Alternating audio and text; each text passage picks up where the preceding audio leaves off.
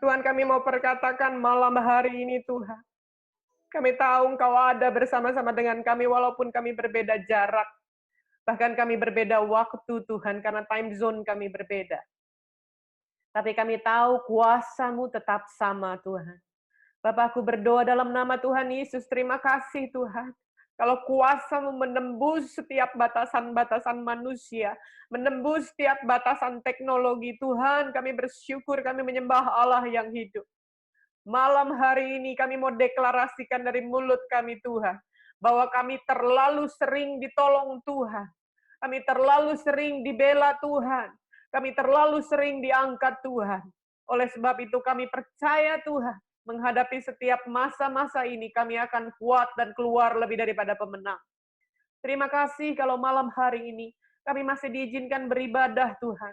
Kami tahu Tuhan karena Engkau mengasihi kami. Engkau perlu menuntun kami. Engkau perlu menegur kami. Engkau perlu mengoreksi kami Tuhan.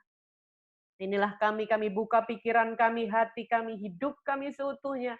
Menjadi persembahan yang kudus dan berkenan kepadamu. Tegur kalau kami salah Tuhan, luruskan jalan kami. Karena kami tahu koreksi adalah nutrisi bagi kami.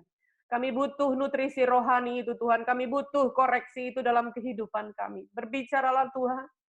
Jadikan platform Zoom kali ini sebuah platform di mana Engkau berkarya dan ada mujizat terjadi dikala kami mendengar isi hati Tuhan. Bapak, serahkan seutuhnya dalam tangan-Mu, Roh Kudus yang manis ambil alih sepenuhnya. Sehingga setiap dari kami yang mendengarkan isi hati Tuhan, kami akan dikuatkan. Kami akan dibebaskan. Kami akan mendapatkan satu pencerahan yang baru dan perjalanan kami ke depan aman dalam perlindungan Tuhan. Kami siap dalam nama Tuhan Yesus Kristus Allah yang hidup, kami alaskan doa ini. Mari kita yang percaya katakan sama-sama, amin, puji Tuhan. Haleluya, shalom buat kita semua. Pak Frans, terima kasih banyak. Saya masuk dalam hadirat Tuhan jadi nangis. Saya itu orangnya cengeng kalau dalam hadirat Tuhan ya, karena terlalu sering ditolong sama Tuhan. Nah, puji Tuhan, shalom buat Bapak Ibu 144 partisipan yang sudah join saat ini. Kita tahu kita terbatas di ruang karena masing-masing kita di rumah, tapi justru itulah kita menyembah Allah yang hidup walaupun kita beda time zone, tapi saya percaya kuasa Tuhan dapat menembus itu. Amin. Nah, oleh sebab itu saya mau berterima kasih dulu kepada Ibu Ailing dan Ibu Wulan yang sudah tektokan, ya bukan TikTok ya, tektokan, mempersiapkan, dan terima kasih buat Ibu Gembala, Ibu Eli yang sudah mengizinkan kali ini pertama kali untuk PD Victory. Suka loh sama namanya, karena kita akan keluar lebih daripada pemenang. Amin. Ya. Nah, oleh sebab itu saya diupdate kemarin ini bahwa katanya PD Victory ini, Persekutuan Doa Victory ini ada di 4 kota, tapi yang hari ini join ternyata lebih dari 4 kota. Ada di Surabaya, di Jakarta, Bali, dan juga Semarang. Lalu kemudian waktu saya bertanya, waktu itu dengan panitia, kira-kira temanya apa? Karena kita masuk di bulan yang baru. Jadi biasanya kalau saya diundang di sebuah persekutuan doa, kalau bulannya baru, temanya tuh suka baru gitu. Jadi daripada salah, saya tanya, kira-kira temanya apa? Lalu kemudian kembalilah jawabannya melalui WA, Bu, temanya mengalir gitu. Terus saya bingung, temanya mengalir ya. Terus maksudnya, oh belakangan baru saya ngerti, maksudnya mengalir di situ adalah terserah tuntunan Roh Kudus pada saat saya mempersiapkan, gitu maksudnya. Tapi ternyata waktu saya mempersiapkan, Tuhan tuh dengan jelas seperti memberitahukan kepada saya, yaitu mengalir. Tuhan kok temanya jadi mengalir, ini kan maksudnya terserah nanti tuntunan. No, mengalir. Ada rema yang aku mau sampaikan di sana, karena kita ada dalam masa yang tidak pasti. Kita ada dalam masa uncertainty, penuh dengan ketidakpastian di era new normal ini. Artinya di masa ketidakpastian ini, maaf, kecerdasanmu, kehebatanmu, kekayaanmu, networkmu, sometimes it doesn't work at all. Yang bisa Anda lakukan hanya mengalir. Jadi Tuhan tuh ingatkan ke saya gini, lihat nak, di masa ini kekuatan manusia itu jadi nggak bisa lagi diandalkan.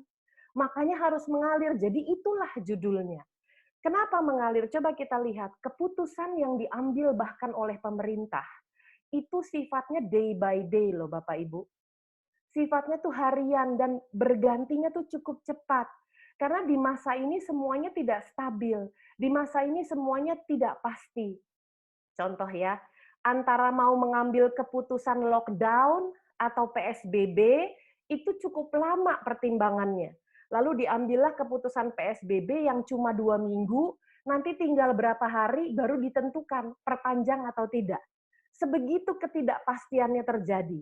Kita kalau ditanya akan sampai tanggal berapa diperpanjang, apakah ada gelombang kedua, ketiga, kita sendiri nggak punya jawabannya.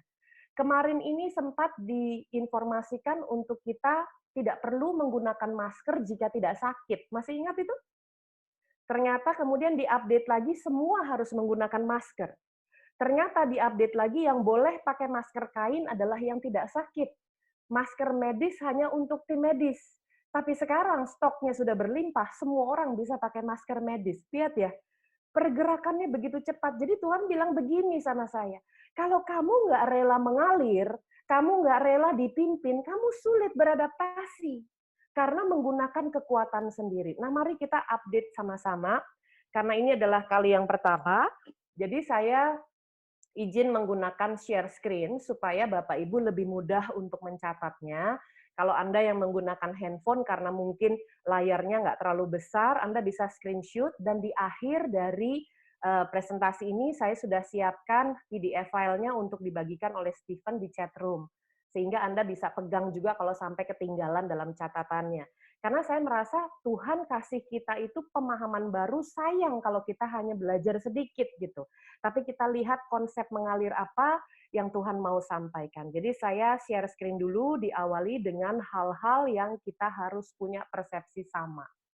Bahwa WHO mencanangkan COVID-19 sebagai global pandemic itu kan 12 Maret 2020 yang lalu.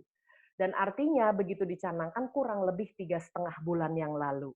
Dan dalam 3,5 bulan yang lalu, mari kita samakan persepsi kita, supaya kita tidak salah dalam menyikapinya. Karena kalau memahaminya salah, saya percaya menyikapinya jadi salah. Dan itulah yang banyak terjadi saat-saat ini. Kita lihat ya, pandemi merujuk pada penyakit yang menyebar ke banyak orang. Saya beri warna kuning di sana. Kan judulnya adalah mengalir di masa new normal ya. Lalu kemudian kita samakan persepsi, pandemi merujuk pada penyakit yang menyebar ke banyak orang. Artinya kalau dia nyebarnya sekaligus ke banyak orang, yang dihindari adalah kerumunan massa. Itulah sebabnya gereja terpaksa ditutup dulu karena mengandung unsur kerumunan massa. Makanya mall ditutup dulu karena mengandung kerumunan massa. Lalu kemudian di bawah dituliskan pada skala luas yang melintas batas internasional, itulah sebabnya disebut global pandemic. Lalu kemudian ditulis di waktu bersamaan. Nah, di waktu bersamaan ini saya highlight kuning supaya kita punya persepsi yang sama ya. Artinya kalau dia terjadi di waktu bersamaan, ini bukan cuma urusan pribadi. Mari kita samakan dulu persepsi kita.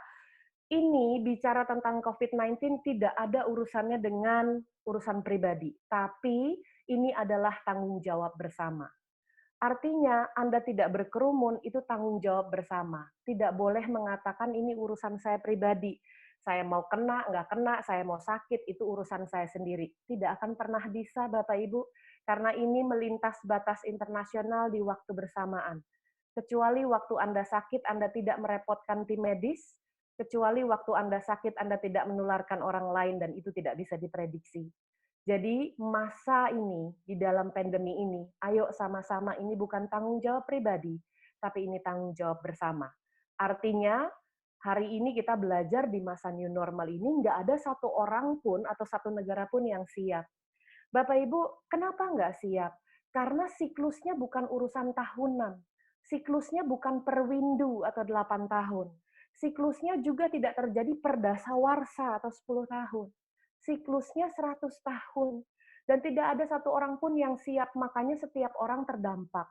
Yang membedakan hanya skalanya saja. Apakah dia terdampak secara masif, sehingga dia benar-benar kena badai terbesar, atau dalam 3,5 bulan ini dia masih bisa bertahan dalam kategori terkena tapi middle, atau mungkin nggak berasa, belum berasa maksimal karena masih 3,5 bulan. Nah makanya saya mau katakan yang namanya pandemi itu sifatnya tidak terduga, dan sifat tidak terduga itu sama dengan sifat badai. Makanya jangan heran kalau COVID itu dijuluki sebagai badai COVID-19. Anda tahu di bawah hashtag ini, wah ini hashtagnya ini udah jutaan ini yang menggunakan. We are in this together, this too shall pass, badai pasti berlalu. Saya rasa ini nggak ada sesuatu yang asing buat kita. Bahkan kalau kita upload status kita di sosial media, mungkin kita juga menggunakan hashtag ini. Nah, oleh sebab itu banyak sekali gereja-gereja setelah 12 Maret 2020, 3,5 bulan yang lalu, menyampaikan pesan dan tuntunan firman Tuhan hampir mirip. Diambilnya dari perikop Alkitab, angin ribut diredakan. Saya percaya gereja Anda masing-masing sudah membahas ini. Entah diambil dari Matius, Markus, maupun Lukas. Tapi saya dapat satu rema di sini. Kalau badai kan itu di luar kontrol kita sebagai manusia. Tetapi kita tahu bahwa ini disebut badai COVID-19, maka tugas kita adalah mempersiapkan kapal kita dan perlengkapannya dengan baik dan bagaimana kualitas kita menanganinya.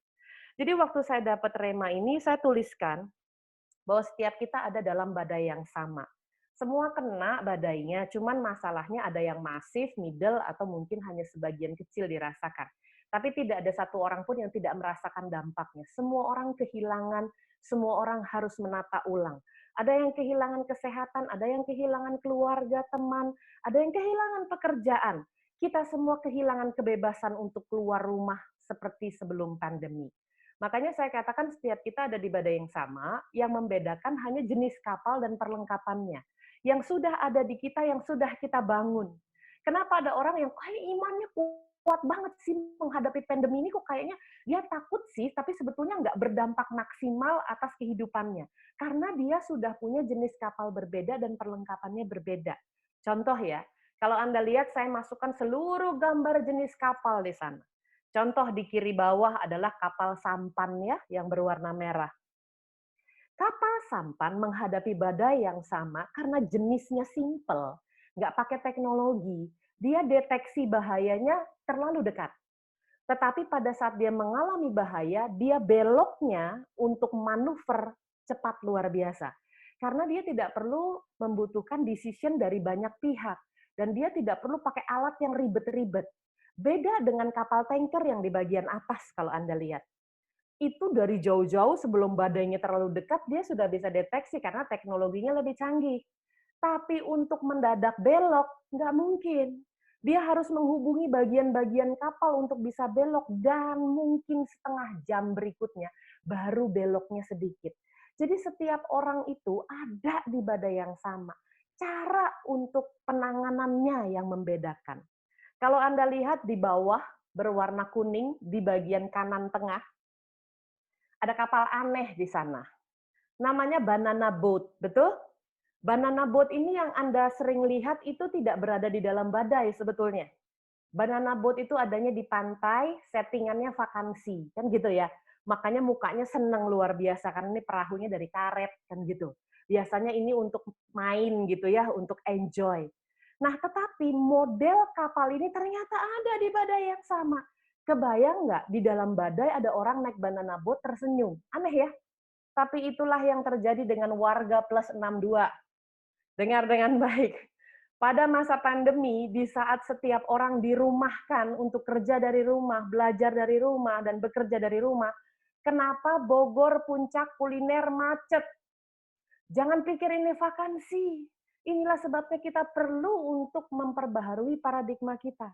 Kenapa GBK, orang atas nama olahraga, begitu penuhnya? Sampai ribuan. Bukankah itu kerumunan massa? Inilah yang harus kita sama-sama cermati arti kata dari new normal.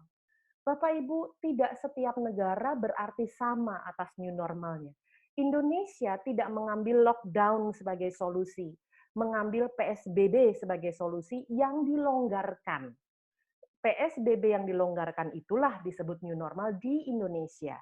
Sedangkan lockdown yang dibuka di negara lain itulah new normal. Dengan perbedaan latar belakang ini, harusnya kita menyikapi dengan satu pemahaman.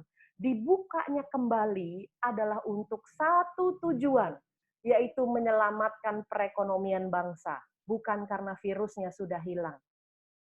Simply karena menyelamatkan perekonomian bangsa. Kenapa? Karena awalnya kan dari krisis disease ya, penyakit. Krisis kesehatan kan, kalau COVID-19 kan sebuah penyakit. Dari krisis kesehatan berubah menjadi krisis ekonomi. Krisis ekonomi kalau tidak segera ditangani, dia akan menjadi krisis sosial. Makanya dilakukanlah manuver untuk new normal. Tapi ingat, untuk memperbaiki perekonomian, supaya tidak meluas jadi krisis sosial. Apalagi kalau krisis sosial tidak bisa dibendung, akan jadi krisis pangan. Krisis pangan akan jadi krisis pertahanan. Krisis pertahanan akan jadi krisis kepercayaan. Krisis kepercayaan lama-lama jadi krisis keyakinan. Orang jadi bertanya, masih ada nggak sih Tuhan? Makanya sebelum itu meluas, ditanganilah dengan pelonggaran PSBB di negara kita yang disebut dengan new normal. Nah, kalau kita sudah tahu hal seperti ini, makanya saya mau bukakan kepada kita supaya doa kita tepat sasaran. Saya tuh nggak tahan kalau dalam hadirat Tuhan tuh cengeng sekali, gampang nangis. Dan tiap kali saya berdoa, saya jadi nangis. Kenapa? Karena hari ini saya melihat jumlahnya tuh naik, Bapak Ibu. Hari ini loh, 1 Juli, ini saya dibantu oleh Stephen untuk mencari data terakurat yang diupdate hari ini. Ada beberapa source yang terupdate-nya masih 30 Juni. Saya pinginnya yang 1 Juli, yang hari ini kita beribadah. Dan ternyata ada kenaikan yang begitu signifikan sampai plus 1.300 sekian. Dan Jakarta mengambil porsi terbanyak. Bukankah 2 minggu berturut-turut kita baru membuka Car Free Day yang diplesetkan oleh netizen menjadi Corona Free Day dan dibuka lagi 32 titik spot baru? Saya mau katakan mari kita benarkan dulu paradigma kita sehingga mengalir ini dapat kita pahami. Kalau ini naik terus, nggak ada istilahnya second wave, Bapak Ibu. Negara lain berjaga-jaga supaya tidak terjadi second wave. Artinya gelombangnya itu sudah, badainya itu gelombangnya sudah turun dia trennya. Lalu kemudian terjaga dengan baik, yang namanya second wave adalah dia naik lagi. Itu namanya second wave. That will happen probably di negara yang sudah mengalami kurva turun. Tapi Indonesia belum, coba perhatikan kurvanya. Kita masih ada di dalam first wave. Jangan berpikir second wave, first wave aja belum kelar, Bapak Ibu. Nah, ini yang harus kita sama-sama doakan. Kalau kita terus-menerus tidak menyelesaikan kurva ini, maka kita cenderung berada di dalam kesesakan. Cenderung berada dalam lembah kekelaman. Pertanyaan saya, orang akan kuat di dalam lembah kekelaman. Berapa lama pertanyaannya? Setiap orang pasti diproses oleh Tuhan. Pertanyaannya adalah apakah kita mempermudah proses atau kita mempersulit proses. Itu keputusan kita. Makanya saya mau katakan pada saat kita ada dalam lembah kekelaman, cuma satu yang Anda harapkan, yaitu aliran air hidup dari Tuhan. Makanya disinilah Tuhan pesankan, judulnya harus mengalir memang. Jadi mengalir itu bukan salah pengertian, tapi memang Tuhan mau seperti itu. Kalau kita ada di dalam lembah kekelaman, begitu kering, menghadapi yang sepertinya kok tak kunjung berakhir, padahal kita doa loh. Padahal kita puasa loh. Saya tiap hari memperkatakan Mazmur 91 loh. Saya tiap hari deklarasi 2 tawarikh loh. Tapi kenapa kok sepertinya masih banyak dan tinggi? Ternyata ada attitude dari manusia yang harus kita sama-sama perhatikan. Mazmur 104 ayat 10 kita baca dengan keras karena iman timbul dari pendengaran akan firman Tuhan walaupun saya nggak dengar suara Anda ya. 3, 2, 1. Engkau yang melepas mata-mata air ke dalam lembah-lembah. Kan kita lagi ada dalam lembah ya. Mengalir di antara gunung-gunung. Artinya kalau bicara kita ada di badai yang sama, bagaimana kualitas penanganannya? Kualitas penanganan dengan prinsip pengalir yang pertama adalah ingat, segala sesuatu yang mengalir tidak pernah bergerak dari bawah ke atas karena itu anti-gravity. Semua yang mengalir prinsip pertama adalah selalu bergerak dari atas. Anda dan saya tidak bisa memenangkan, kan kita PD victory ya, tidak bisa memenangkan keadaan ini. Kalau Anda dan saya tidak rela untuk submit kepada Tuhan, tidak rela untuk lakukan ini loh, penundukan diri, submission. Nggak ada jalan lain, kita di lembah. Kalau lembah itu kering, mau dapat aliran air, Anda cuma bisa tunduk, itulah konsep mengalir. Submission kepada Tuhan. Submission dan penundukan diri kepada otoritas di atas kita, kepada pemimpin gereja, kepada mentor rohani. Kalau kita kepada mentor rohani dan pemimpin gereja aja nggak bisa tunduk, apalagi sama Tuhan. Kalau kita sama pemerintah bangsa kita aja masih ngelawan terus, protokol tidak dijalankan, apalagi sama Tuhan. Makanya saya mau katakan prinsip pertama dari mengalir adalah kalau Anda mau dapat kelegaan di dalam lembah kekelaman saat ini, we are in this together, sama-sama di dalam lembah kekelaman. Cuman satu, sifatnya bergerak dari atas. Submission, tunduk kepada Tuhan. Dan percaya penuh bahwa badai pasti berlalu. Makanya di dalam Yohanes 7 ayat 38, dikatakan demikian. Kita baca dengan keras sama-sama. 3, 2, 1. Barang siapa percaya kepadaku seperti yang dikatakan oleh kitab suci, dari dalam hatinya akan mengalir aliran-aliran air hidup. Artinya kita nggak akan kekurangan damai sejahtera. Kita nggak akan kekurangan penghiburan. Kita nggak akan kekurangan kekuatan. Asal Anda tetap submitted sama Tuhan. Tetap lakukan penundukan diri. Anda posisinya di lembah. Anda harus minta kepada Tuhan. Segala macam yang Anda harapkan hanya bisa satu, penundukan diri kepada Tuhan dan representatif Allah di dunia melalui pemerintah. Nah, makanya kalau kita sudah lihat seperti ini, prinsip yang pertama, mengalir selalu dari atas ya, nggak pernah dari bawah ke atas. Kualitas penanganan dari prinsip mengalir yang kedua. Yang namanya air mengalir itu sifatnya membersihkan dari pencemaran. Makanya kalau kita lihat gambar ini kayaknya kita lebih mudah relate ya. Karena satu hari kita bisa cuci tangan lebih dari 10 kali, saya percaya ya. Dan cuci tangan yang bersih menurut anjuran WHO adalah di bawah air mengalir dengan sabun selama 20 detik. Nah, makanya sekarang kita lihat dari prinsip mengalir ini artinya selama 3,5 bulan kita di karantina, isolasi mandiri. Coba kita refleksi diri deh. Apakah kita lebih bersih dari sebelumnya? Apakah kita lebih dekat kepada Tuhan, lebih percaya, lebih mengandalkan Tuhan? Apakah pencemaran itu sudah hilang? Mari refleksikan diri kita. Karena bukan kebetulan PD Victorik hari ini kita belajar sama-sama adalah tanggal 1 Juli, bukan? Hari ini adalah hari yang tepat membelah 2020 menjadi 2 bagian. Satu semester sudah berlalu kemarin. Hari ini 1 Juli kita masuk di dalam semester yang baru.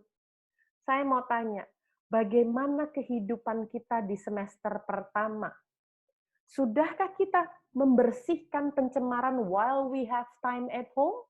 Bukankah kita punya waktu yang begitu banyak di rumah, lebih mendekatkan diri kepada Tuhan? Makanya di dalam 2 Korintus 7 ayat yang ke-1 kita baca sama-sama ya. Kalau kita lakukan itu dalam refleksi diri, inilah hasilnya. Kita baca dengan keras. Saudara-saudaraku yang kekasih, karena kita sekarang memiliki janji-janji itu, marilah kita disuruh apa? Menyucikan diri kita dari semua pencemaran jasmani dan rohani. Dan dengan demikian menyempurnakan kekudusan kita dalam takut akan Allah. Artinya kita harus rela dimurnikan, kita harus rela dibersihkan dari 2 macam pencemaran. Bapak Ibu kalau pencemaran jasmani agak gampang handle-nya. Mandi aja beres kok gitu ya. Tapi kalau pencemaran rohani tidak ada jalan lain, Anda harus tunduk minta ampun, berbalik dari jalan yang jahat. Inilah konsep mengalir yang dimaksudkan dari judul mengalir di masa new normal. Jadi pertanyaan saya tadi saya simpulkan dalam gambar ini supaya lebih mudah. Is the end of first semester. Artinya ya itu, di tanggalan yang Anda lihat Januari sampai Juni baru berakhir kemarin. Yang saya kotakin merah ini adalah tantangan kita bersama. Artinya saat ini kita lihat bagaimana kehidupan kita. Anda tahu kalau bicara tentang semester, kalau di dalam sekolah, berarti udah ada rapotnya, setengah perjalanan. Betul? Kita sekarang ada di dalam sekolah kehidupan. Jadi saya mau tanya sama Anda, bagaimana hasil raport semester pertama dalam sekolah kehidupan Anda setelah mengalami ujian hidup? Salah satu ujian akhirnya adalah COVID-19. Gimana raportnya? Kalau di dalam raport itu yang dinilai kan ada 3 hal dalam nilai kompetensi. Dinilai pengetahuannya, dinilai keterampilan atau skill-nya, lalu kemudian dinilai sikapnya atau attitude. Lalu kemudian saya kasih contoh ya, gambaran ya. Berarti kan kita mau dapat IP paling tinggi dong ya. Nah, kalau dari sisi pengetahuan, knowledge, bicara tentang head intelligence, seberapa Anda sering membaca firman Tuhan itu adalah knowledge secara spiritual bagi Anda. Tapi maaf, Knowledge spiritual tidak cukup kalau tidak diaplikasikan. Maka saya tuliskan yang berwarna hijau adalah skill, bicara tentang hands intelligence, kecerdasan tangan. Jadi bukan cerdas sama hafal ayat aja di kepala, bukan. Tapi cerdas juga dalam mengaplikasikannya menjadi sebuah skill atau keterampilan. Namanya hands intelligence. Nah, itu aja nggak cukup karena segala sesuatu ditentukan dengan yang namanya sikap kita atau attitude. Attitude itu disebut dengan heart intelligence atau kecerdasan hati. Kalau Anda bagus semua nih nilainya ya, dari knowledge, heart intelligence, skill, hands intelligence, excellent, ditambah lagi attitude, heart intelligence, excellent, saya percaya akan menjadi sebuah habit baru atau kebiasaan baru. Bapak Ibu, tahukah Anda bahwa K, knowledge, S, skill, dan A adalah ilmu manajemen untuk kesuksesan? Kesuksesan manusia, triangle-nya dihitung dari KSA. Kesuksesan student dihitung dari KSA.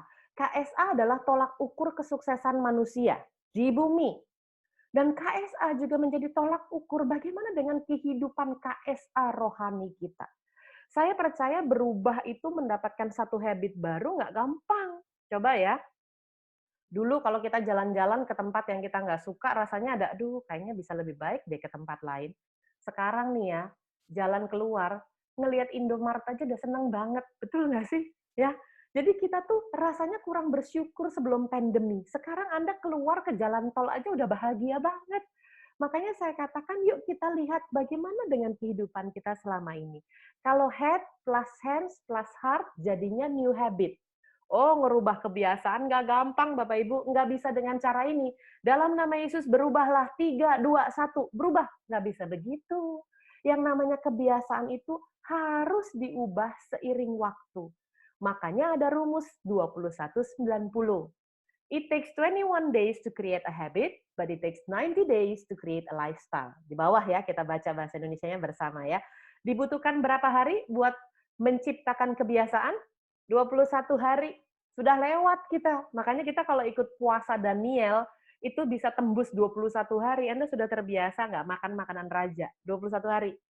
Dibutuhkan 90 hari untuk menciptakan gaya hidup. Makanya ilmu manajemen mengcopy ini.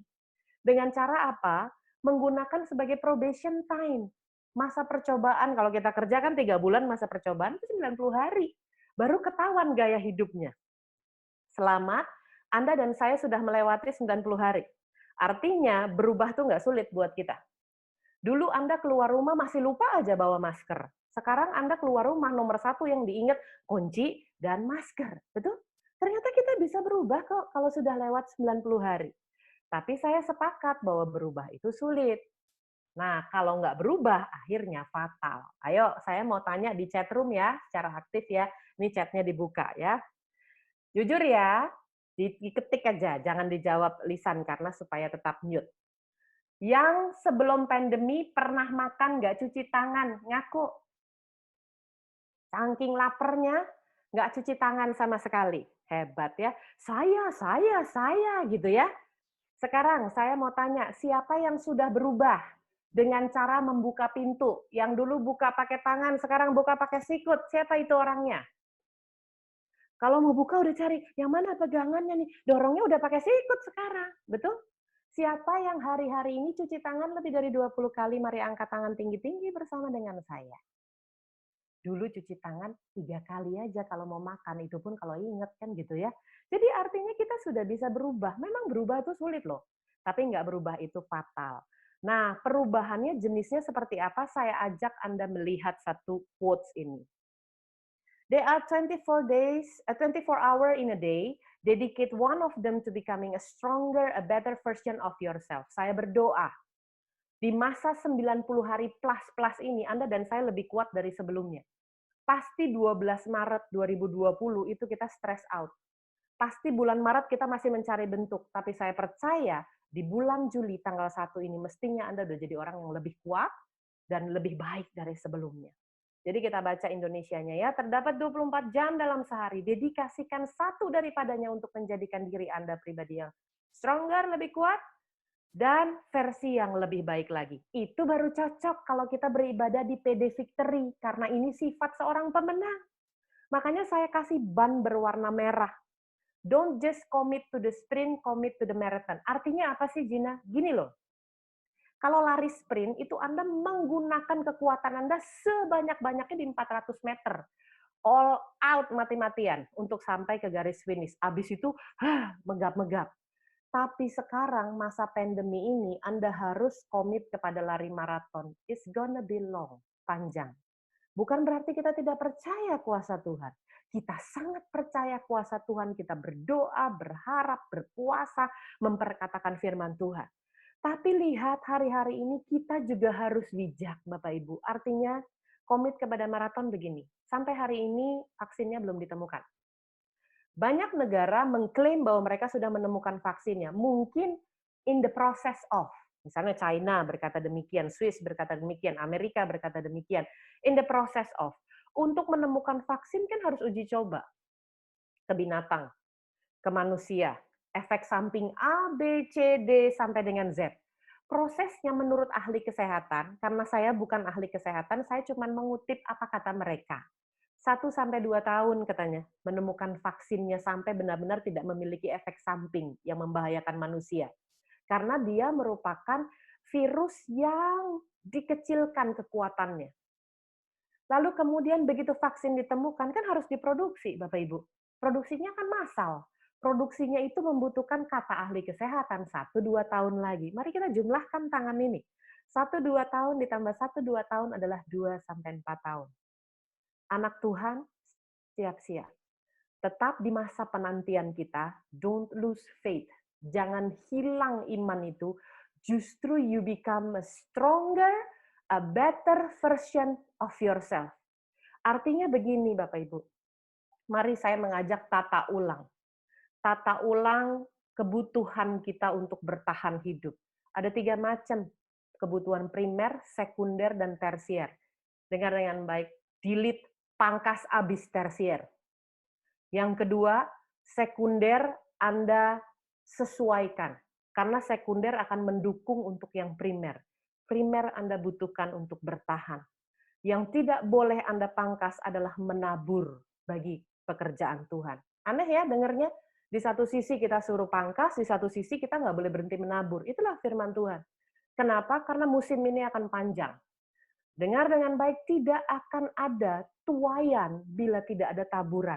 Ini musim yang panjang, jangan berhenti menabur. Percaya masih ada Tuhan. Karena hidup kita adalah tanda mujizat Tuhan. Nah, kalau kita sudah tahu, berarti kita perlu refill dong powernya. Kita perlu biar lebih kuat tuh ibarat bensin harus diisi ulang. Gimana cara ngisi ulangnya? Anda ada di lembah, berseru, submitted kepada Tuhan dengan konsep mengalir, Anda dan saya bangun mesbah dalam menghadapi wabah. Jadi lebih banyak berseru, bukan berseteru. Saya sedih sekali melihat pemberitaan justru di antara gereja-gereja, hamba-hamba Tuhan yang terkenal malah terjadi perseteruan karena ada beda konsep. Terjadi perseteruan di antara jemaat, antara ibadah online atau offline, antara boleh ibadah kembali dan tidak, antara batas sekian persen dan protokol dan tidak. Makanya saya mau katakan justru pada saat kita berseteru, kekuatan kita akan turun loh, lemah luar biasa. Tapi kalau kita berseru kepada Tuhan, ada janji Tuhan di Mazmur 138 ayat yang ketiga. Kita baca ya. Pada hari aku berseru, engkau pun menjawab aku. Dengar dengan baiknya harus keras ini bacanya nih. Engkau, Tuhan ya, menambahkan kekuatan, refill power-nya dalam jiwaku. Artinya justru di saat-saat kita dalam lembah kekelaman, berseru lebih banyak Bapak Ibu. Anda akan refill power, gain power. Waktu saya sampaikan ini ada seorang jemaat yang share ke saya. Iya Bu, saya sudah refill power, saya sudah berseru sama Tuhan, tapi habis itu nggak 24 jam saya lemes lagi Bu. Saya mau katakan Anda berseru sama Tuhannya dalam kesetiaan, apa Anda berseru kalau lagi butuh aja? Pas sesek baru cari Tuhan. Pas di lembah baru cari Tuhan. Pas ada masalah cari Tuhan. Kalau nggak ada masalah agak lupa sama Tuhan. Makanya diingatkan di Mazmur 145 ayat 18 di kiri bawah, kita baca dengan keras. Tuhan dekat pada setiap orang yang berseru kepadanya, pada setiap orang yang berseru kepadanya dalam kesetiaan. Jadi pertanyaan saya, Anda setia nggak berseru? Anda setia nggak membangun mesbah? Kalau dulu nggak pernah punya mesbah keluarga, harusnya sih sekarang punya mesbah keluarga. Karena kita punya plenty of time untuk melakukan itu selama kita di rumah saja. Nah, sekarang saya mau Anda aktif lagi di chat ya, biar Anda nggak ngantuk ya. Coba sekarang jujur jawab di chat, cukup jawab satu huruf aja. A, B, C, atau D. Jadi 4 macam aja nih ya. Salah satu, nggak boleh 2 atau 3. A, B, C, atau D ya. Jawabnya harus jujur, bukan yang bagus. Saya nggak perlu lihat yang bagus, saya perlu lihat kebenaran. Oke? Selama lebih dari 3 bulan, Anda di rumah saja, udah berapa kali sih berseteru dengan orang yang sedang di rumah? Udah berapa kali sih ribut-ribut di rumah? A, nggak pernah. B, kayaknya antara 3 loh sampai 5 kali. C, saya cuma 1-2 kali. Atau D, aduh di atas 5 kali bahkan saya udah nggak bisa hitung berapa kali. Sok, silahkan tulis A, B, C, atau D. Yang saya minta adalah kejujuran, bukan kelihatan bagus. Berapa kali? Saya jujur ya di hadapan Anda ya, saya jawabannya yang C. 2 kali, hampir 3 kali minggu ini. Tapi karena saya bawakan firman ini, saya yang nanya sama jemaat, begitu mau kejadian, langsung ingat, jangan sampai saya berubah dari C menjadi B, kan gitu ya. Yang pertama dengan suami saya, ini pas suami saya namanya juga Franz, ya, karena ada perbedaan dalam pengaturan resources pada saat anak saya sekolah di Groningen, di Belanda, jadi tanggal 17 Maret kita minta dia pulang gitu untuk sama-sama karantina di rumah gitu ya, karena waktu itu Groningen H-1 lockdown waktu itu. Ternyata begitu anaknya pulang, nggak lockdown, tapi kan udah jalan gitu ya.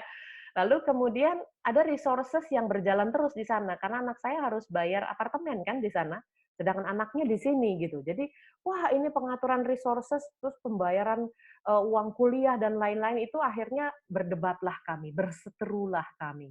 Kalau orang lagi berseteru, dengar dengan baik, nggak mungkin berseru sama Tuhan, nggak bisa dilakukan paralel, nggak bisa. Pilihannya cuma 2, pada saat Anda berseru kepada Tuhan, pasti nggak berseteru. Pada saat Anda berseteru, pasti nggak bisa berdoa. Kan gitu. Makanya terjadi pertama, lalu kemudian kejadian kedua, hampir ketiga langsung sadar diri lagi. Ya, tahukah Anda firman Tuhan menyebut istilah perseteruan adalah tembok pemisah? Alkitab kita tuh keren, kita punya Allah yang hidup, Alkitab kita tuh keren, luar biasa. Efesus 2 ayat 14 berkata demikian, karena dialah damai sejahtera kita yang telah mempersatukan kedua pihak dan yang telah merubuhkan tembok pemisah, yaitu perseteruan.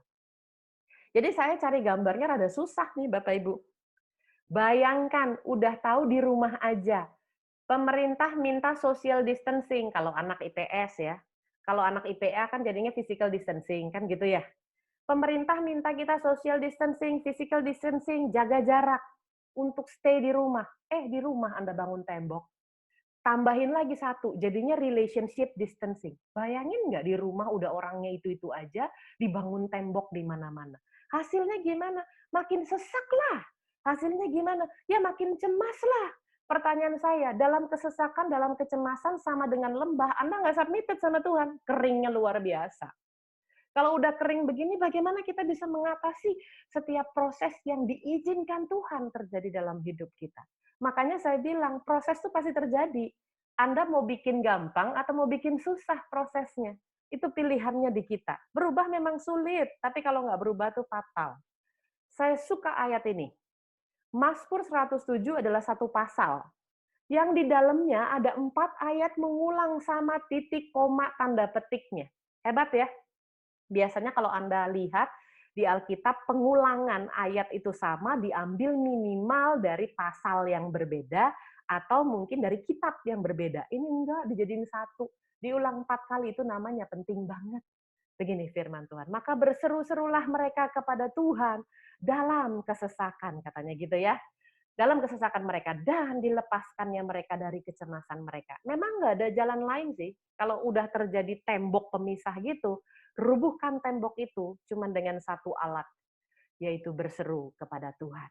Kalau Anda sudah lihat ini, baru kita masuk ke masa new normal. Tadi saya sudah sempat jelaskan di depan ya, konsep mengalirnya udah jelas gitu ya. Nah sekarang new normal itu kan tujuannya untuk menyelamatkan bangsa dari krisis ekonomi, dan itu adalah normal. Justru pada saat kita terus nih membandingkan keadaan dengan keadaan sebelumnya, sebelum pandemi, terus berharap begini, pernah dengar nggak orang ngomong gini, I wish it's gonna be back to normal. Saya berharap ya semuanya kembali ke keadaan semula. Udah nggak bisa Bapak Ibu, kembali ke keadaan semula namanya old normal. Jadi new normal is normal kalau untuk menyelamatkan bangsa dari krisis ekonomi. Tapi kalau kita berharap keadaan lebih baik dari sekarang, dari saat ini, karena kita nggak bisa putar waktu balik ke yang lalu tuh nggak bisa. Cuman bisa berharap ke depan. Kan perubahan cuman ada di sekarang ke depan. Perubahan nggak bisa di masa lalu. Anda jago puasa, jago berdoa, nggak bisa merubah masa lalu, tapi Anda bisa merubah masa depan.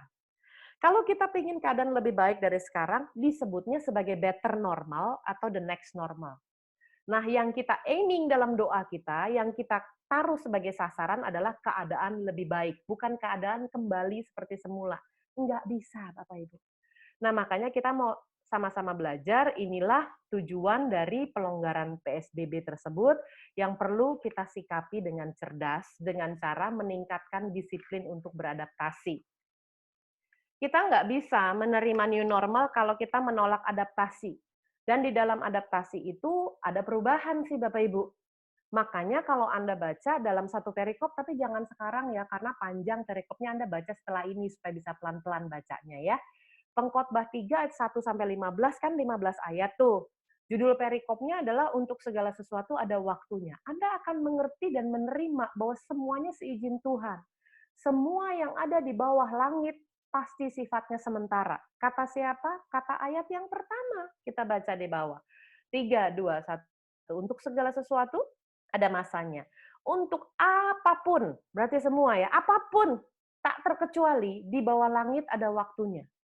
COVID-19 terjadinya di bawah langit bukan? Dia sifatnya sementara. Makanya saya percaya badai pasti berlalu. Tapi saya tidak bisa menentukan jam berapa dia berlalunya. Karena semuanya kedaulatannya Tuhan. Artinya kalau mau berubah Bapak Ibu, berubahlah selagi Anda ada di bawah langit. Jangan berharap nanti Anda berubah kalau sudah di surga udah nggak perlu berubah lagi. Belum tentu bisa naik ke surga kalau hidup kita nggak benar. Makanya dirubah menjadi benar selama Anda dan saya berada di bawah langit. Dan ini berarti disiplin untuk menghadapi musim baru. Oh, di dunia itu, di bawah langit, semuanya bermusim. Kalau di negara 4 musim kan ada winter, summer gitu ya. Kalau di Indonesia berapa musim? 2 aja ya? Musim apa? Musim kemarau dan musim musim banjir kalau di Jakarta. Jadi saya mau katakan musimnya kemarau dan hujan kan gitu ya. Tapi segala sesuatu yang terjadi itu sifatnya sementara. Maka kita belajar dari Amsal 31 ayat 21 ya, supaya kita tahu ilmu adaptasi secara alkitabiah. Ini foto saya ambil waktu saya ada di Boston, saya lupa tahun berapa terus terang, mohon maaf. Tapi itu adalah satu-satunya tahun terjadi badai salju minus 12 derajat Celcius kalau siang. Kalau malam jadi minus 15 derajat Celcius. Saya nggak bisa keluar dari apartemen kalau saya tidak menggunakan sepatu boot saya yang terendah itu sudah setengah dari tulang kering saya. Kalau saya masuk dalam gundukan yang tinggi, itu mungkin sudah sepaha ya.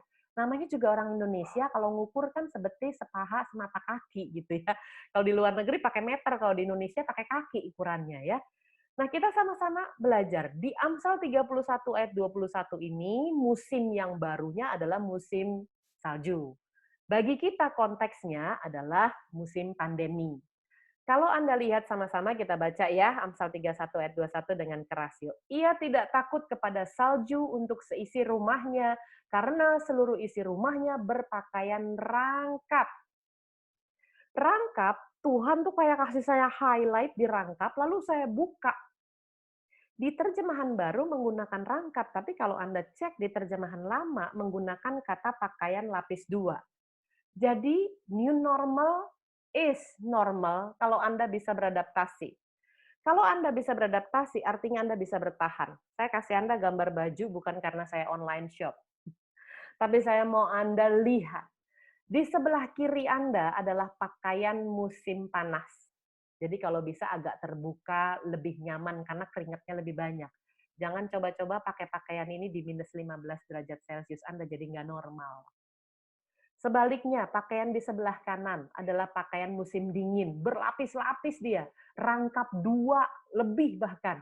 Jangan coba-coba pakai pakaian sebelah kanan di negara yang ada di garis khatulistiwa. Anda akan jadi nggak normal di sana. Artinya kemampuan beradaptasi untuk bertahan adalah supaya kita bisa benar dalam tindakan kita di situasi yang tepat. Ada loh ayatnya di Lukas 21 ayat 19, kita baca dengan keras ya. Kalau kamu, apa katanya?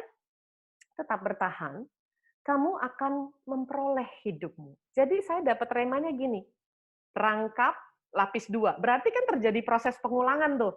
Udah pakai pakaian yang pertama, rela loh dia melakukan yang kedua. Karena di terjemahan lama kan bilangnya lapis 2. Kalau saya sih waktu itu nggak lapis 2, pakainya lapis 4 karena dingin banget. Udah nih selesai, pakai lagi rela loh berlapis-lapis. Proses pengulangan itu membutuhkan satu sikap, yaitu sabar. Jadi di dalam proses adaptasi, P yang pertama adalah having patience. Sabar. Saya tahu Anda udah berdoa, saya tahu Anda udah berpuasa, saya tahu Anda memperkatakan dan mendeklarasikan firman. Kalau belum lewat pandeminya, sabar, ada waktu Tuhan.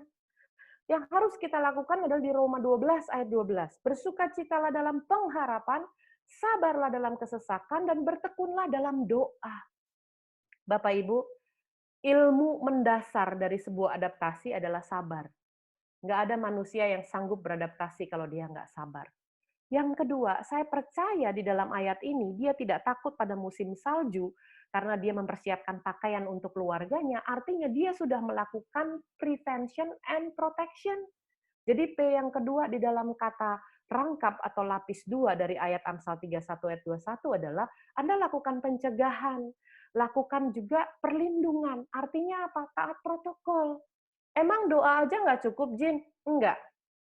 Anda harus lakukan ini. Pernah dengar ora et labora? Artinya berdoa dan bekerja. Saya mau Anda highlight kata dan. Bukan berdoa atau bekerja. Jadi berhentilah bertanya, kenapa kita sudah berdoa tapi nggak boleh salaman? Kenapa kita sudah memperkatakan Mazmur 91 tapi takut berkerumun? Ini bukan soal takut, ini bukan soal iman. Ini soal taat protokol. Bukan pilihannya berdoa atau jaga jarak, bukan.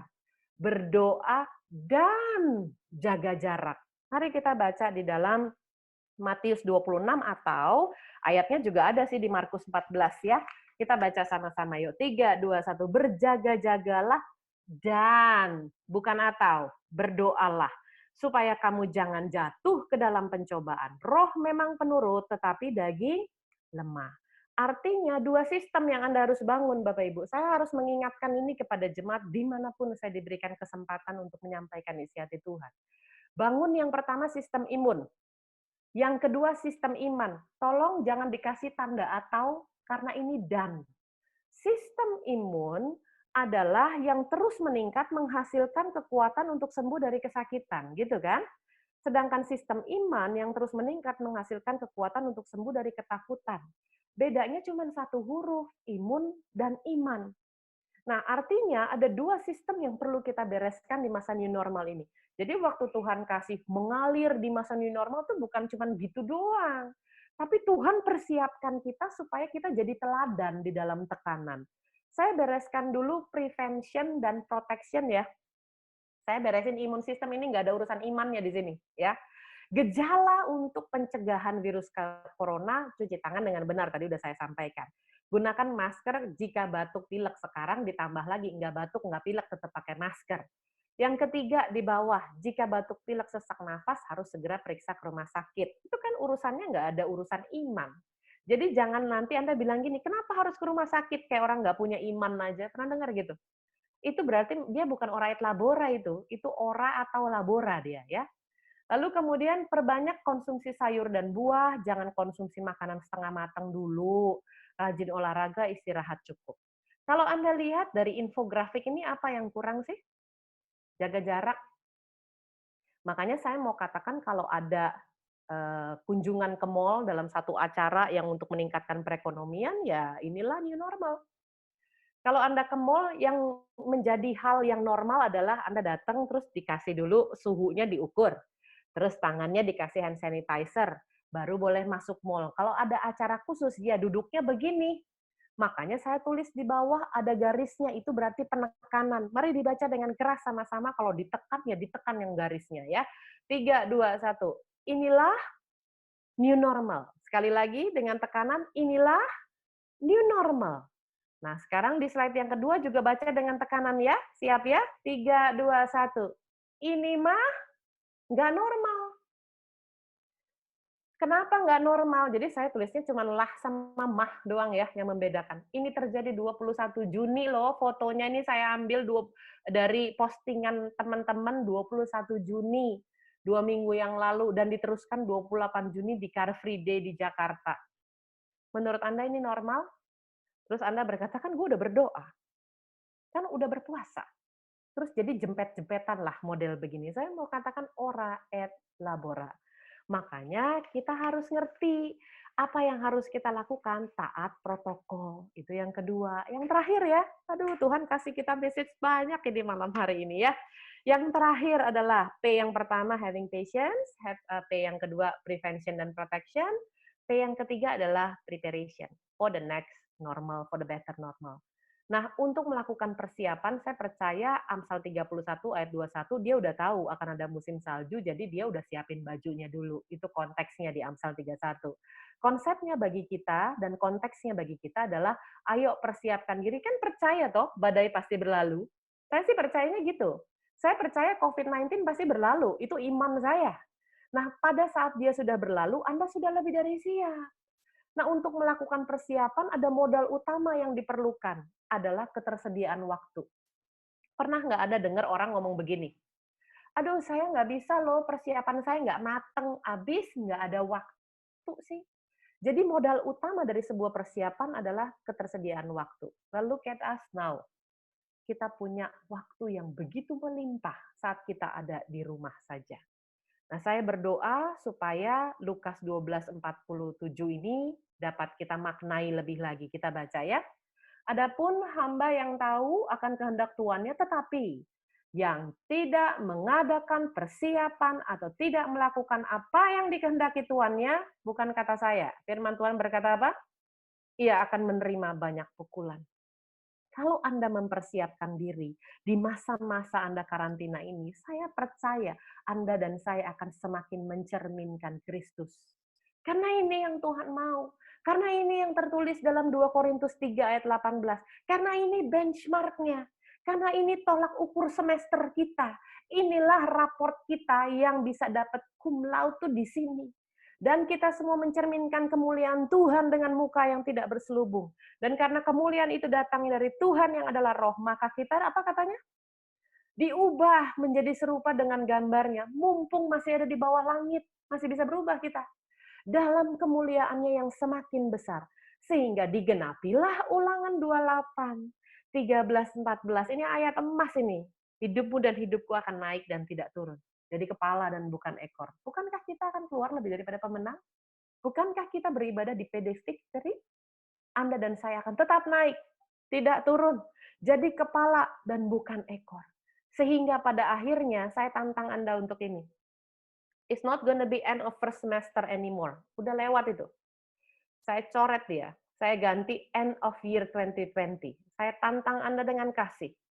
Luluslah dalam setiap ujiannya. Sehingga 1 Petrus 1 ayat 5-7 kita bisa memperoleh kemenangan, kemuliaan, kehormatan di hari Tuhan Yesus menyatakan dirinya. Kita baca dengan keras. 3, 2, 1. Yaitu kamu yang dipelihara dalam kekuatan Allah karena imanmu, sementara kamu menantikan keselamatan yang telah tersedia untuk dinyatakan pada zaman akhir.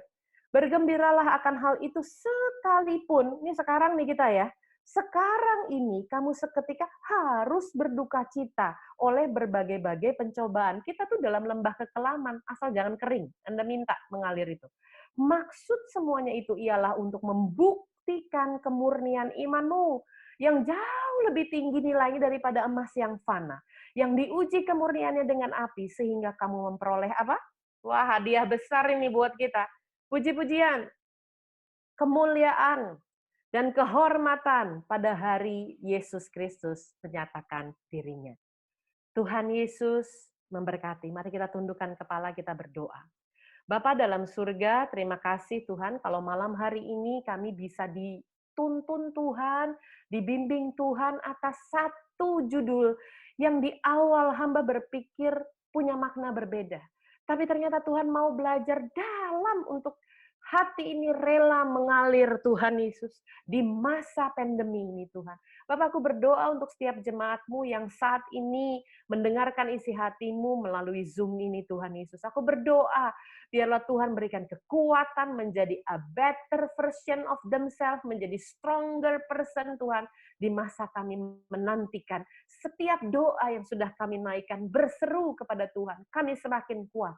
Bapak, aku berdoa buat persekutuan doa Victory ini Tuhan, ikat dengan tali kasih-Mu setiap pengerja, dan kami melepaskan berkat buat Ibu Gembala Tuhan, biarlah terus Tuhan taruh visi-Mu, hati-Mu di hatinya Tuhan, sehingga persekutuan ini dapat jadi berkat buat banyak orang yang mendengarkan secara langsung saat ini maupun pada saat nanti diposting Tuhan. Bapak, kami tahu Engkau tidak meninggalkan kami. Kami tahu Tuhan Engkau memproses kami. Karena kami percaya Tuhan lewati semua ini, kami percaya kami keluar lebih daripada pemenang. Terima kasih Bapa. Hanya di dalam nama Tuhan Yesus Kristus Allah yang hidup, kami alaskan doa ini. Mari kita yang percaya katakan sama-sama. Amin. Tuhan Yesus memberkati. Saya kembalikan ke Pak Frans. Silakan Pak Frans.